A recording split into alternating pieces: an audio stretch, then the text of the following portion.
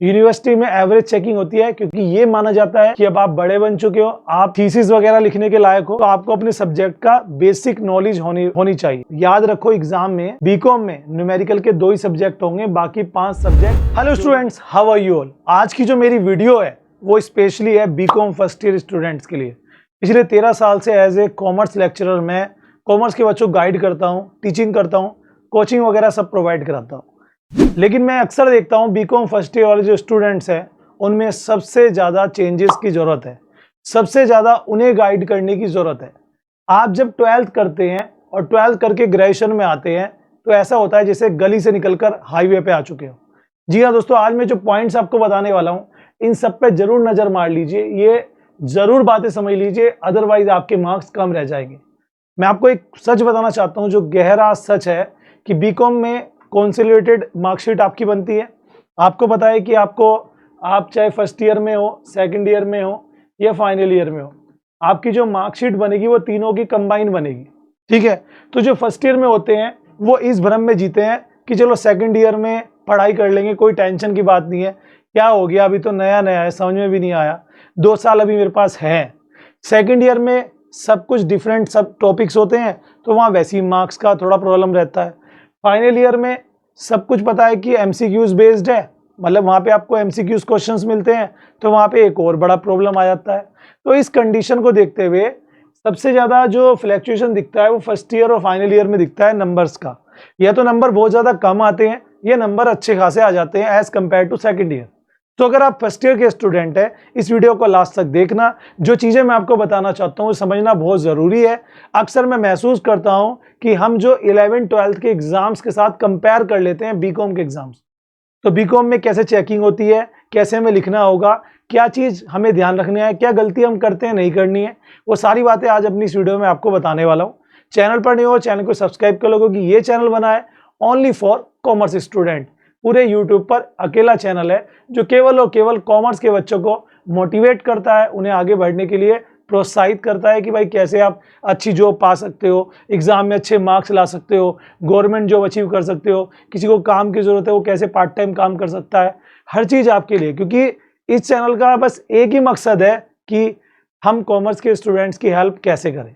तो अगर आप और भी कोई क्वेरी चाहते हो, इंडिविजुअल आपकी कोई क्वेरी है, आप मुझे इंस्टाग्राम पे फॉलो कर लीजिए, इंस्टाग्राम का लिंक आपको डिस्क्रिप्शन में मिल जाएगा, या गौरव भारद्वाज ऑफिशियल या एसबीजे क्लासेस आप सर्च कर सकते हैं। ठीक है दोस्तों, टेलीग्राम भी मैंने आपका बनाया हुआ है, टेलीग्राम पर भी ज्वाइन हो जाओ। और एग्जाम्स आने वाले हैं तो एग्जाम से पहले आपको कुछ इंपॉर्टेंट क्वेश्चन की सीरीज भी प्रोवाइड कराऊंगा, तो उससे आपको बहुत ज़्यादा हेल्प होगी। एग्जाम टिप्स आपको दूंगा क्योंकि मैं एज ए इन्विजिलेटर भी काफ़ी जगह अटेंड कर चुका हूँ एग्जाम में, और कॉपी चेकिंग में भी मेरा रोल रहा है, तो वो सारी जो मेरे पास एक्सपीरियंस है वो सब आपके साथ शेयर करता हूँ। सबसे पहली चीज़ आपको बताना चाहूँगा कि बोर्ड, जो एक स्टेट बोर्ड या सीबीएसई आईसीएसई बोर्ड होता है वो एक अलग है और एक यूनिवर्सिटी अलग है। हम कभी भी अपने बीकॉम के एग्ज़ाम्स को 12th के एग्ज़ाम्स के साथ कंपेयर नहीं कर सकते। कुछ लोग ये सोचेंगे, कुछ बच्चे ये सोचेंगे कि 12th में बोर्ड था वो हमने कर लिया, वही था बस 30 मार्क खान, अब तो हम कर ही लेंगे, कुछ नहीं है। कुछ बच्चे ये सोचते हैं कि यार यूनिवर्सिटी का एग्ज़ाम है, कैसे होगा, क्या होगा। तो कुछ चीज़ें आपको समझना बहुत ज़रूरी है। ठीक है, तो एक एक चीज़ मैं आपके सामने रखता हूँ और इन्हें ध्यान से समझ लेना ताकि आप वो गलती ना करो जो आप जैसे बहुत सारे बच्चे कर चुके हैं। और जो भाई गलती कर चुके हैं सेकेंड ईयर वाले, अगर वीडियो देखने तो कमेंट करके बताना, और आप भी इस चीज़ों को ज़रूर से देख लो। 5-7 मिनट की वीडियो है, लेकिन ये 5-7 मिनट आपका पूरा साल बचा सकते हैं, अच्छे मार्क्स ला सकते हैं। अक्सर बीकॉम में एडिशन लेने में 2-3 महीने निकल जाते हैं, उसके बाद नया कॉलेज है, नया सब्जेक्ट है, सब कुछ नया है, तो वो चीज़ों में टाइम लग जाता है, जिस कारण से हमारे पास टाइम पढ़ने के लिए समय कम होता है। दूसरा, कुछ बच्चे ये सोचते हैं कि चलो बीकॉम है, पढ़ लेंगे, कोई दिक्कत की बात नहीं है।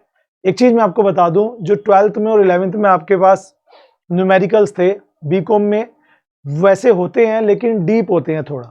आपको लगेगा यहाँ भी फिनेंशियल स्टेटमेंट है, यहाँ भी आपके लिए वही जर्नल एंट्रीज वगैरह मिल रही हैं, है ना, हायर परचेज पढ़ रहे हो, ब्रांच पार्टनरशिप पढ़ रहे हो, वहाँ भी पढ़ी है, यहाँ भी पढ़ रहे हो, बट यहाँ पे थोड़ा सा हार्ड होगा तो एज कम्पेयर टू 12th। ठीक है, तो सबसे पहली चीज़ मैं आपको बताना चाहता हूँ कि भाई आपको जो कॉपी मिलेगी किसी भी यूनिवर्सिटी में वो एक ही कॉपी मिलेगी एग्जाम हॉल में, तो उसे में ही सब कुछ करना है, बी कॉपी नहीं मिलती, ये बात आपको पता होनी चाहिए।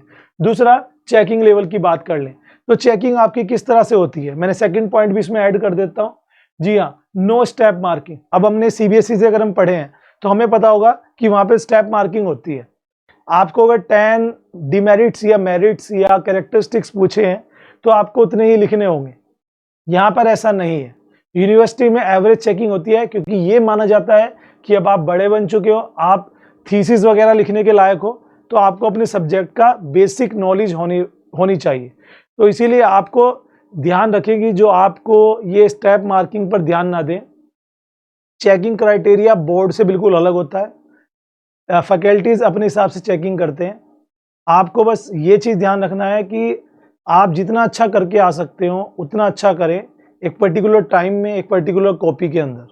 Second, question type. अगर मैं क्वेश्चन की बात करूं तो हाँ, 12 जैसे क्वेश्चंस आएंगे, लेकिन हमें भ्रम में नहीं रहना कि वही क्वेश्चन आ जाए, क्योंकि यहाँ पे थोड़ा सा हार्ड होगा, थोड़ा डीप होगा। दूसरा, थ्योरी पर फोकस जरूर करें। मैं देखता हूँ जब मैं 11-12 के बैचेस पढ़ाता हूँ तो वहाँ पे न्यूमेरिकल पे बच्चे ज़्यादा फोकस करते हैं। थ्योरी का कभी होमवर्क दे दो तो करके नहीं लाते याद करके, लेकिन न्यूमेरिकल करके लाएंगे।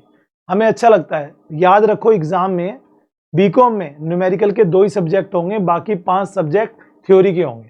तो थ्योरी को ज़्यादा तवज्जो दीजिए अभी से ही, अभी महीना 2 महीना जो भी आपके पास टाइम है उस हिसाब से, ठीक है। और जितना हो सके आप थ्योरी पर फोकस ज़्यादा करो और थ्योरी को रट्टाफिकेशन मत करना। नेक्स्ट पॉइंट मेरा वही है, नो रट्टा। अब देखो, मान लो आपसे कोई टॉपिक पूछा, आप रट के कितना लिख के आ सकते हो। अब यहाँ पे एक लॉन्ग क्वेश्चन आपको 4 से 5 पेज का लिखना होगा, जबकि आपके पेज का साइज भी एज कंपेयर टू बोर्ड बड़ा होगा, ठीक है। प्रेजेंटेशन आपको देनी होगी, तो रट्टाफिकेशन नहीं चलेगा, सिलेबस ज़्यादा होता है।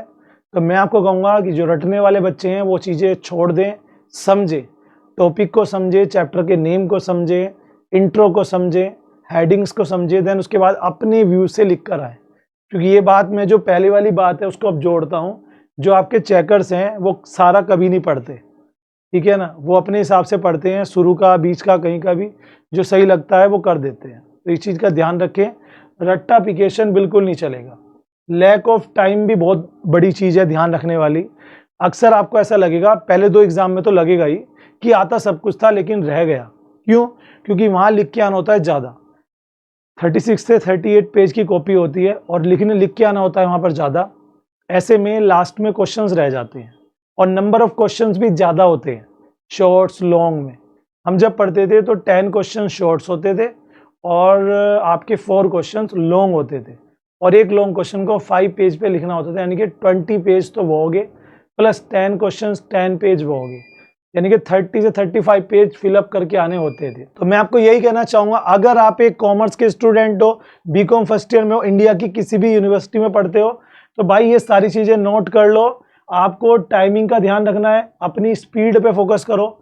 हम पूरे साल भर रटते रहते हैं लेकिन उसे लिख कर नहीं देखते। एग्ज़ाम में जाके जब लिखते हैं, अरे भाई सर कोरोना में ना आदत छूट गई लिखने की, अब स्पीड नहीं रही, तो स्पीड बनानी पड़ेगी, अदरवाइज छूट जाएगा। और लास्ट है प्रेजेंटेशन, यही मेन चीज़ है। जब आपके चेकर्स हैं वो आपकी प्रेजेंटेशन से ही पता लगाते हैं कि आप कितने पानी में हो। तो कोशिश करो प्रेजेंटेशंस में डायग्राम, हेडिंग्स इंग्लिश में, हिंदी में, इन सब चीज़ों पर फोकस करो, जिससे कि आपको अच्छे मार्क्स मिल जाए। मेरी तरफ से यही टिप्स है। अगर फिर भी आपको कोई जानकारी चाहिए हो तो कमेंट करना। और एक फुल एंड फाइनल जो बात कहना चाहता हूँ कि फर्स्ट ईयर में ये मत सोचे कि मेरे पास अभी 2 साल और हैं और मैं उनमें मेहनत कर लूँगा, अभी तो चलो जैसे तैसे नंबर लिया हूँ, ये मत सोचो। ये सोचो कि यही मेरा फाइनल ईयर है, क्योंकि जितने अच्छे नंबर आपके फर्स्ट ईयर में आ सकते हैं उतने ना सेकंड में आ सकते हैं ना फाइनल में। रीज़न, फर्स्ट ईयर में बहुत सारा सिलेबस 12 से रिलेटेड होता है, टॉपिक्स, तो उन्हें आप कवर कर सकते हो, ठीक है। थोड़ा as compare to second final easy होता है, ठीक है। दूसरा, अभी आप बोर्ड एग्जाम दे के आए तो आपको अच्छी खासी आदत है याद करने की, लिखने की। तो दूसरा, सेकंड ईयर में टफ होता है, थर्ड ईयर में ऑप्शनल होते हैं, तो उन दोनों में नंबर इतने अच्छे नहीं आते। मैंने भी बहुत बार मतलब एनालाइज किया है। तो भाई जितना हो सके बेस्ट दीजिए, 120% दीजिए, अच्छे नंबर लाइए। मेरी क्या हेल्प हो सकती है उसमें, I will be there for you any time. आप पढ़िए और अपने इस चैनल को भी सपोर्ट करिए ताकि आपको इस तरह की और गाइडेंस मिलता रहे।